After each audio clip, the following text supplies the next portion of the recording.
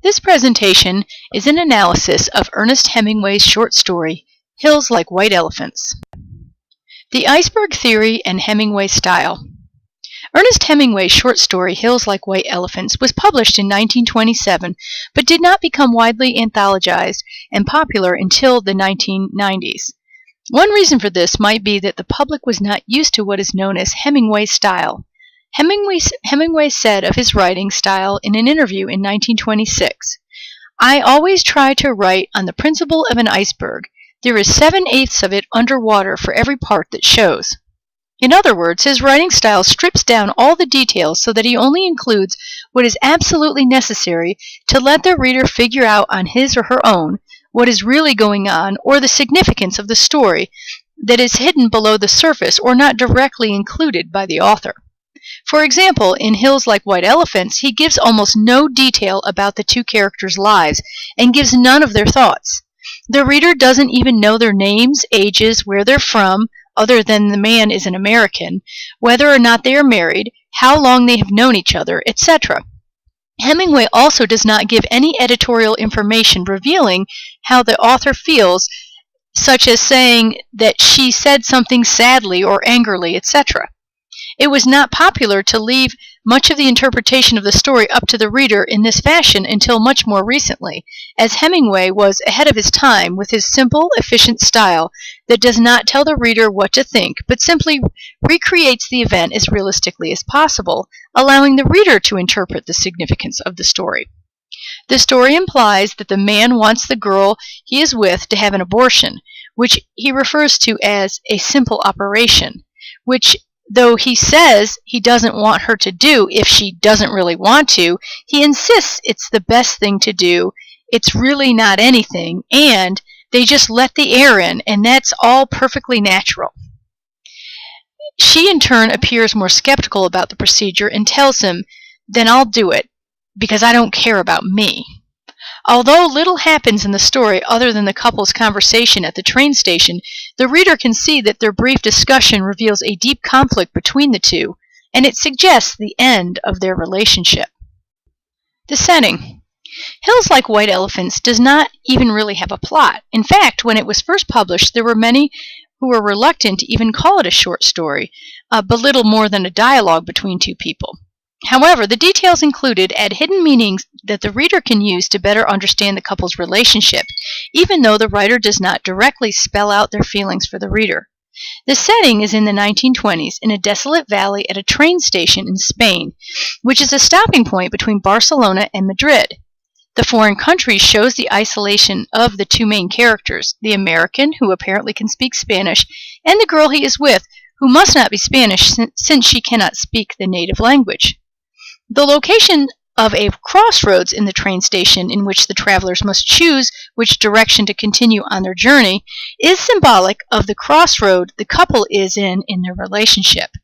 Although we know little about the couple, we know that they have been traveling and staying in various hotels as their bags had labels on them from all the hotels where they had spent nights. We also know that the girl asks about their relationship. "That's all we do, isn't it? Look at things and try new drinks," as if they don't have a deep, meaningful relationship. The story suggests that if they terminate the girl's pregnancy, there will be a change in their relationship as the girl repeats twice, "No, we can't," when the man says, "We can have the whole world." Towards the end of their tense discussion, she pleads with the man, "Would you please, please, please, please, please, please, please stop talking?" as if she is tired of his attempt to convince her that having an abortion is the best decision for her and them. And then the couple ends the story drinking and no longer really communicating, without a clear resolution of whether or not she will go through with the abortion, which suggests that the couple will go separate ways and break up after the revelation that the man wants her to have an abortion and she does not want it to have one. The hills like white elephants that the girl describes are barren mountains that symbolize the baby growing within the girl that no one really wants. A white elephant is a term for a possession which its owner cannot dispose of and which has a cost to maintain which is out of proportion with its usefulness. Thus, the baby is unwanted by the man and thus costs the woman great pain and leads to the end of their relationship. From the station, the landscape is divided into a barren landscape that is brown and dry, and a fertile one of fields of grain and trees along the banks of the Ebro in the distance. The juxtaposition of the barren landscape with the fertile one is symbolic of the two choices the girl has at this point: to choose to have her baby or to terminate her pregnancy. Irony. The story is full of verbal irony, where the characters say one thing but clearly mean something opposite of what they are saying. For example, after the man tells the girl he has known lots of people who've had abortions, she sarcastically responds with, "So have I, and afterwards they were all so happy." Clearly, she is pointing out that she does not agree that they will be happy after they abort their child. Likewise, at the end of the story, when the man asks the girl, "Do you feel better?" she answers, "I feel fine. There's nothing wrong with me. I feel fine." However, the reader realizes she does not feel fine at all. The Lost Generation.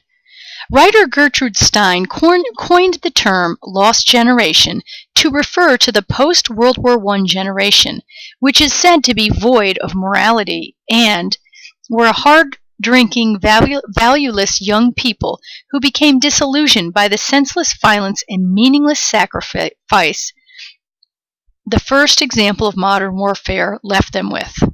Ernest Hemingway also uses this term in his epigraph to his 1926 novel The Sun Also Rises. Hemingway's short story Hills Like White Elephants embodies the term lost generation in the casual way in which the American man and his younger girlfriend, given a mere nickname of Jig, casually discuss having an abortion, a procedure that was illegal and not considered morally acceptable during this time period.